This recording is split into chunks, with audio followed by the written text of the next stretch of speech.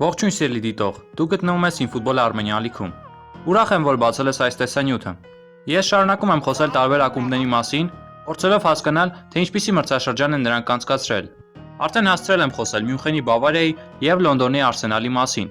Եթե դեռ չես դիտել այդ տեսանյութերը, ապա անպայման դիտիր։ Իսկ այսօր հերթը Կարմիր Սատանաներինն է։ Այդ տարբերակը նշված էր մեկնաբանություններում, ուստի ընտրեցի հենց Մանչեսթեր Յունայթեդին։ Դե ինչ, հուսամ, որ այս տեսանյութը դուք կհավանեք։ Ինչպես նաև չեք մոռանա բաժանորդագրվել այս ալիքին։ Վստահ եմ դա անելը ձեզ համար բարդ չէ։ Այժմ եկեք անցնենք արդեն տեսանյութին։ Մանչեսթեր Յունայթեդ 19-20 մրցաշրջան։ Ինչ խոսք, հետաքրքիր մրցաշրջան անցկացրեցին մանկունյանցիները։ Ընդհանրապես ցանկացած թիմի մասին խոսելիս առաջինը սկսում են Մարշի դիրքից։ Այնտեղ Ուլե Գունար Սուլշերն է, ով թիմ է եկել մեկ մրցաշրջան շուտ։ Նորվեգացի մարզիչը եկել էր, որպեսզի տապալված Մանչեսթեր Յունայթեդին հետ բարձրացներ իր նախկին բարձունքներին։ Ըստ իս, Մանչեսթեր Յունայթեդը շատ ճիշտ քայլ կատարեց, որ մարզիչ նշանակեց հենց Սուլշերին։ Նա Մարշի համար տարեց, չէ, կարողանում է աշխատել երիտասարդ խաղացողների հետ, նաև համարվում է թիմի լեգենդ, դա նույնպես շատ կարևոր է։ Սուլշերը եկել է Մանչեսթեր Յունայթեդ 18-19 մրցաշրջանի կեսերից եւ ունեցել է փայլուն մեկնարկ։ Սակայն ակնհայտ զգացվում էր, որ թիմում կային խնդիրներ, եւ միանշանակ ակումբը պետք է որոշ տրանսֆերներ կատարեր։ Պետք էր գնել մի քանի պաշտպանների, նաև մեկ կիսապաշտպանի եւ ցանկալի է նաև մեկ հարձակվողի։ Թիմում կային նաև խաղացողներ, որոնց պետք էր վաճառել։ Օրինակ Լուկակուն, Ալեքսիս Սանչեսը եւ այլն։ Եվ 19-20 մրցաշրջանը սկսելուց առաջ Մանչեսթեր Յունայթեդը լուծեց բոլոր խնդիրները։ Վաճառեց այն խաղացողների, ում պետք էր, եւ գնեց նրանց, ովքեր այժմ շատ կարեւոր են այս թիմի համար։ Ինչ էինք սպասում այս մրցաշրջանում Մանչեսթեր Յունայթեդից։ Չեմպիոնության տարբերակը միանշանակ բացառված էր այսպիսի Լիվերպուլի եւ Մանչեսթեր Սիթիի դեմ։ Այդ իսկ պատճառով ես ակնկալում էի, որ նրանք կգտնվեն թոփ քառյակում։ Եվ այդպես էլ տեղի ունեցավ։ Նրանք գտնվեցին երրորդ հորիզոնականում, դեզիճելով հենց նույն Լիվերպուլին եւ Մանչեսթեր Սիթիին։ Նրանք մասնակցում էին Եվրոպա լիգային եւ անձամբ ես կարծում էի, որ նրանք գլխավոր ֆավորիտներն են։ Սակայն նրանք կիսաեզրափակչում պարտվեցին Սևիլիային։ Պարտվեցին սակայն միայն այն պատճառով, որ նրանց բախտը պարզապես չէր բերում, եւ որ մրցակցի դարպասապահն էլ որոշել էր, որ պետք է անցկացնի իր կարիերայի լավագույն խաղը։ Ուստի այդ խաղում Կարմիր Սատանաները պարտվեցին ապագա հաղթողին։ Տարբերակ կար նաև, որ Կարմիր Սատանաները կհաղթեն Անգլիայի երկու գավաթներից գոնե մեկը, սակայն դա նույնպես տեղի չունեցավ։ Ստացանք, որ Մանչեսթեր Յունայթեդը իր մրցաշրջանը ավարտեց առանց որևէ տիտղոսի։ Սակայն ամեն դեպքում ես կարծում եմ, որ սա վատ մրցաշրջան չէր։ Վատ մրցաշրջան չէր, քանի որ հենց այս մրցաշրջանում Մանչեսթերյան ակումբը գտավ իր խաղը։ Եկեք այժմ խոսենք նրանց կազմի մասին, հասկանանք թույլ եւ ուժեղ կողմերը, լավ եւ վատ խաղացողներին։ Մանչեսթերյան Կարմիր ակումբը ունի բավական կասկածելի դարպասապահ։ Դեխեան կարող է ինչպես խաղում լինել լավագույնը, այնպես էլ վատագույնը։ Այնպես որ այստեղ խնդիրներ կան, սակայն ըստ իս Դեխեան որոշ ժամանակ հետո կհավաքի իր մարզավիճակը եւ կրկին ցույց կտա լավ ֆուտբոլ։ Բացի դրանից այստեղ է նաեւ գտնվում Շեֆիլդում նախորդ մրցաշրջանը վարձավճարով խաղացող Դին Հենդերսոնը, ով Պրեմիեր լիգայի լավագույն դարպասապահներից էր։ Այդ իսկ պատճառով Man United-ը այստեղ խնդիրներ ընդհանրապես չունի։ Աչից Վան Բիսական է։ Այս տրանսֆերից հետո Մանչեսթեր Յունայթեդը պարզապես ցեմենտավորել է աջ պաշտպանի դիրքը։ Կենտրոնում Մագուայր եւ միգուցե Սմոլինգ, ով լավ մրցաշրջան անցկացրեց Ռոմայում, կամ միգուցե Լինդելով, ով նույնպես վատ մրցաշրջան չի անցկացրել։ Այստեղ նույնպես կան տարբերակներ, այդ իսկ պատճառով այս դիրքը թույլ չէ։ Անցնենք արդեն ձախ պաշտպանի դիրք, որտեղ երիտասարդ Վիլյամսն է։ Ահա առաջին եւ ամենագլխավոր խնդիրը Մանչեսթեր Յունայթեդի մոտ։ Ձախ պաշտպանի դիրքը։ Լուկ Շոուն անընդհատ վնասվածքներ է ստանում, այդ իսկ պատճառով ստաբիլ չէ, եւ հիմնականում այստեղ խաղում է Վիլյամսը։ Երիտասարդ դեռ փորձ չունեցող այս խաղացողը վստահելի չէ։ Ըստ իս նրան երբեմն կարելի է օգտագործել այդ դիրքում, սակայն չօգտագործել որպես հիմնական ձախ պաշտպան։ Այս դիրքի մասին մենք քիչ հետո ավելի մանրամասն կխոսենք։ Պարզապես այժմ ասեմ, որ Մանչեսթեր Յունայթեդը այս դիրքի համար պետք է գնի որևէ խաղացողի։ Ցանկալի է փորձառու վստահելի խաղացողի։ Կիսապաշտպանությունում կա բազմազանություն, կան ինչպես պաշտպանողական ոճի կիսապաշտպաններ, այնպես էլ հարձակվողական։ Միանշանակ առաջատարը Բրունո Ֆերնանդեշն է, ով եկավ եւ գրեթե բոլոր խնդիրները լուծեց այս ակումբի։ Նրա մասին այս ալիքում ես շատ եմ խոսել, այդ իսկ պատճառով խոսքս երկար չեմ կապի։ Պորտուգալացու գալուց հետո կարծեցին, որ արդեն պետք է վաճառվի Պոլ Պոգբան, սակայն Սուլշերը ավելի լավ բան մտածեց։ Նա որոշեց խաղադաշտում օգտագործել երկուսին միասին եւ ստացավ գրեթե իդեալական համադրություն։ Եթե Պոգբան ավելի շատ ուշադրություն դարձնի իր խաղային մարզավիճակի մասին, քան օրինակ սանրվածքի կամ սոցեջերի, ապա նրա եւ Բրունոյի դուետը կիսապաշտպանությունում կլինի աշխարհի լավագույններից մեկը։ Եվ եթե նաեւ հաշվի առնենք, որ այս մրցաշրջանում Manchester United-ի կազմում խաղալու է նաեւ Donny van de Beek-ը, ապա ստանում ենք անհավանական տրիո կիսապաշտպանությունում։ Պարզապես պատկերացրեք, թե ինչ կարող է անել այս եռյակը։ Ինչևէ, շատ շուտով կտեսնենք։ Իսկ այժմ անցնենք արդեն հարձակմանը։ Այստեղ հիմնականում երիտասարդ խաղացողներ են՝ Daniel James-ը, Greenwood-ը, Rashford-ը եւ այլն։ Նրանց մեջ կան նաեւ որոշակի փորձ ունեցող խաղացողներ, օրինակ Martial-ը կամ հենց նույն Rashford-ը։ Եվ ես կարծում եմ, որ այս հարձակմանը պակասում է միայն մի քիչ փորձ։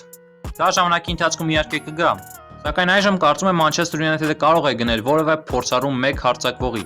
Սակայն դա իհարկե այդքան էլ պարտադիր չէ, քանի որ արդեն այս հարձակումը կարող է քանդել գրեթե ցանկացած պաշտպանության։ Այսպիսով կազմի մասին նույնպես խոսեցինք։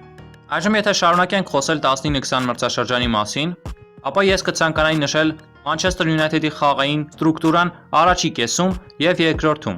Մրցաշրջանի առաջին հատված առանց Բրունո Ֆերնանդեշի։ Manchester United-ի պաշտպանները փոխանցումներով փորձում են գնդակը հասցնել որևէ կիսապաշտպաններից մեկին։ Այնուհետև սկսում է խաղարկում կիսապաշտպանությունում, ապա կա երկու տարբերակ։ Կամ կենտրոնով փորձել ինչ-որ բան անել, սակայն դա իհարկե բարդ կլինի անելը, կամ էլ եզր փոխանցել։ Այդ ժամանակ Manchester United-ի ոչ մի կիսապաշտպան չէր տիրապետում լավ փոխանցումների, փայլուն տեսնում խաղադաշտը, ունենում հեռվից դիպուկ հարվածներ եւ այլն։ Իհարկե կային լավ որակներ ունեցող խաղացողներ, դրա մասին խոսք չկա։ Սակայն որպեսզի առաջատարի բոլոր ֆունկցիաները վերցնի իր վրա, իմի բոլոր գրողները սկսի հենց ինքը, այդպիսի առաջատար չկար։ Այդ դերը իհարկե կարող էր կատարել Պոլ Պոգբան օրինակ, սակայն նա այդքան էլ ստաբիլ չէ։ Բացի դրանից, Սուլշերը նրան ավելի շատ օգտագործում է հենակետային դիրքում, ինչը ըստիս այդքան էլ ճիշտ չէ։ Եվ իհարկե հասկանալի էր, որ օրինակ Ջեսի Լինգարդը չի կարող կատարել այդ առաջատարի ֆունկցիաները։ Այդ իսկ պատճառով այս դիրքում բավական պարզ էին գործում Manchester United-ի խաղացողները։ Պարզապես փոխանցում եզր։ Փոխանցում էին եզր եւ էլ չէին մտածում, թե ինչ կլինի հետո։ Եվ եթե մրցակիցը ունենում էր լավ եզրային պաշտպաններ, ինչպես նաեւ պաշտպանությունում չէր սխալվում, ապա այդպիսի խաղերում Manchester United-ը նույնիսկ գոլ չէր կարողանում խփել։ Այսպիսի խաղային սխեմայով Manchester United-ը գոլեր խփում էր հիմնականում նրա շնորհիվ, որ եզրում գնդակը ստանալով օրինակ Marcus Rashford-ը կամ Martial-ը իրենց անհատական վարպետության շնորհիվ էին կարողանում շրջանցել որևէ խաղացողի, իսկ այնտեղից արդեն հարվածում կամ փոխանցում կատարում։ Սակայն իհարկե հույսը դնել խաղացողների անհատական որակների վրա չի կարելի։ Առավել եւս Manchester United-ին։ Պետք էր առաջ քաշված կիսապաշտպանի դիրքում այնպիսի խաղացող, ով ոչ միայն պարզապես եզր կփոխանցեր, այլ երբեմն բարձրից պաշտպանի թիկունքում, երբեմն խորամանկ փոխանցում կկատարեր, որոշ իրավիճակներում անսպասելի կխաղար մրցակցի համար, կամ երբեմն, երբ նրանից սպասում էին փոխանցումի մրցակիցները, նա հանկարծ որոշում է հարվածել եւ գրավում է օրինակ դարպասը։ Կամ էլ ժամանակ կգար, որ նա կորոշեր սուր փոխանցում կատարել։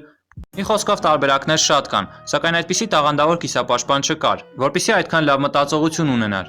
եւ բացի դրանից այդ ամենը կկարողանար իրականացնել։ Եվ այժմ երկրորդ կեսի մասին խոսենք արդեն Բրունո Ֆերնանդեշի հետ։ Եզակի խաղացողներ կային, ովքեր կկարողանային լուծել Manchester United-ի այդ խնդիրը առաջատար կիսապաշտպանի հետ։ Այդ դիրքի տեխնացուներից էին Բրունո Ֆերնանդեշը եւ եւս երևի թե մի 2-3 խաղացող։ Եվ այժմ, եթե գալիս է գնդակը Բրունո Ֆերնանդեշի մոտ կիսապաշտպանությունում, ինչ է այժմ տեղի ունենում։ Նա իր դրիբլինգի եւ տեխնիկայի շնորհիվ ավելի առաջ է շարժվում, մրցակցի տուգանային հրապարակի մատույցներում կամ մի փոքր ավելի հետ, եւ այժմ կամ կարճ փոխանցում կատարում, կամ երկար պաշտպանի թիկունքում, կամ կտրող փոխանցում պաշտպանների միջև, կամ անսպասելի կորոշեր կենտրոնով խաղալ, կամ պատխաղարկում կկատարեր, կամ ինքը կհարվածեր, կամ կորոշեր իր դրիբլինգի հաշվին շրջանցել խաղացողի կամ խաղացողների եւ այլն։ Սա դեռ իհարկե ամբողջական ցուցակը չէր, թե ինչ կարող է անել այդ դիրքում կիսապաշտպանը, եւ թվարկածս ամեն ինչին տիրապետում է Բրունո Ֆերնանդեշը, ամեն ինչ կարող է անել, ինչը չի կարելի ասել իհարկե Manchester United-ի որևէ այլ կիսապաշտպանի մասին։ Պատկերացրեք դուք պաշտպանն եք, ով դիմավորում է Բրունո Ֆերնանդեշին։ Ինչ դուք կանեք այդ իրավիճակում։ Կփակեք կարճ տարածության վրա փոխանցումը, կփակեք բարձրից փոխանցումը, հարվածը, ուշադիր կլինեք, որպեսզի նա ձեզ չշրջանցի, կամ միգուցե մեկ այլ որոշում կկայացնեք, եւ այդ ամենը ընդհանրապես մի քանի միլիվայրկյանների ընթացքում։ Համաձայնվեք, որ դա շատ բարդ է։ Ուստի ահա ինչ էր պետք Manchester United-ին։ Բրունոն ոչ միայն կարող է լավ տարբերակ գտնել տարբեր իրավիճակներում, այլ նաև դրանք փայլուն իրականացնել, կատարելով ճշգրիտ փոխանցում կամ շատ դիպուկ հարված կատարելով։ Եվ ահա մոտավորապես այսպես խաղում է այժմյան Manchester United-ը։ Եկեք այժմ խոսենք, թե ինչ թերություններ ունի այս տակտիկական սխեման, եւ ընդհանրապես ինչ խնդիրներ ունի Manchester United-ը այսպիսի խաղով։ Մրցակիցը, ով խաղում է Manchester United-ի դեմ, պետք է անի հետևյալը. Առաջին եւ ամենակարևոր՝ փակել Բրունո Ֆերնանդեշին։ Փակել 1 կամ 2 խաղացողով։ Դա ամենաբարդ խնդիրը կլինի։ Եվ միևնույն ժամանակ, եթե դա հաջողվի անել, ապա հավատացնում եմ, որ Manchester United-ի դեմ խաղալը այդքան էլ բարդ չի լինի։ Այժմ Կարմիր Սատանաների խաղը առաջին հերթին կախված է պորտուգալացու մարզավիճակից եւ ընդհանրապես պորտուգալացուց։ Ուստի առաջինը պետք է փակել հենց իրեն։ Երկրորդ խնդիրը՝ ապահով գործել եզրերում։ Եզրերում են Ռեշվորդը, Մարսիալը, Ջեյմսը կամ Գրինվուդը։ Յուրաքանչյուրն էլ նրանցից շատ արագ է, ունի շատ լավ տեխնիկա, դրիբլինգ։ Այդ իսկ պատճառով անհրաժեշտ է այդտեղ շատ վստահ գործել։ Սա պաշտպանվելու համար։ Իսկ այժմ գրոհի համար։ Ամենակարևորը՝ գրոհիր քո հարձակման աջ թևով։ Ահա այժմ վերադառնում ենք Manchester United-ի ձախ պաշտպանի դիրքում այդ խնդրին։ Վիլիամսին, ով խաղում է Manchester United-ում ձախ պաշտպանի դիրքում, շրջանցելը կամ խաբելը այդքան էլ բարդ չէ։ Որևէ փորձառու կամ լավ տեխնիկայով խաղացող լինի նրա դեմ, ապա 99% հավանականությամբ կհաղթի նրա դեմ գրեթե բոլոր պայքարներում։ Իդեպ վերադառնանք Manchester United Sevilla խաղին։ Գոլերից մեկը, որը խփեց Լյուկ դե Յոնգը, ծնվեց հենց այս դիրքից։ Բազմակի տարիների փորձ ունեցող Խեսուս Նավասը շատ հեշտությամբ կարողացավ խաբել Վիլիամսին։ Դա իրականում խաբել էլ չէ անվանի։ Նա պարզապես գտավ այդ ճիշտ պահը, այդ մեկ վայրկյանը եւ կատարեց այդ գոլային փոխանցումը։ Այսպիսի դրվագներ բազմաթիվ են Manchester United-ի դեմ խաղերում։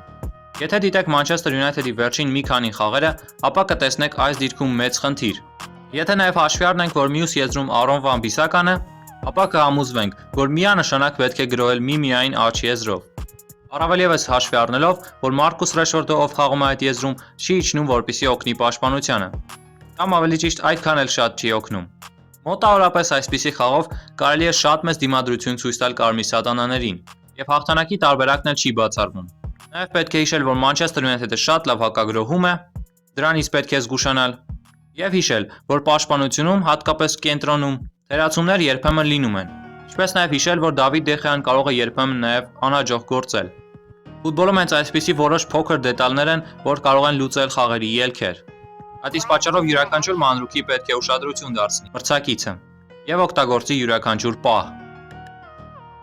Բավական երկար արդեն խոսում ենք Մանչեստրյան ակումբի մասին։ Եկեք արդեն աստիճանաբար ավարտենք։ Դուք ձեր կարծիքները այս ակումբի մասին անպայման գրեք մեկնաբանություններում։ Նաև գրեք, թե ըստ ձեզ ինչ հաջողություններ կունենա Manchester United-ը 2021 մրցաշրջանում։ Բաժանորդագրվեք եւ հավանեք այս տեսանյութը։ Եթե ունեք ֆուտբոլասեր ծանոթների, նրանց էլ ուղարկեք այս տեսանյութը, որպեսզի դիտեն եւ ընդհանրապես պատմեք այս արիքի մասին։ Քանի որ հետագայում դուրս են գալու այլ հետաքրքիր տեսանյութեր։ Ի վերջո շուտով սկսում են առաջնությունները։ Ինչևէ, ես ձեզ ասում եմ ցտեսություն, մաղթում եմ լավ օր։ Եղեք առողջ։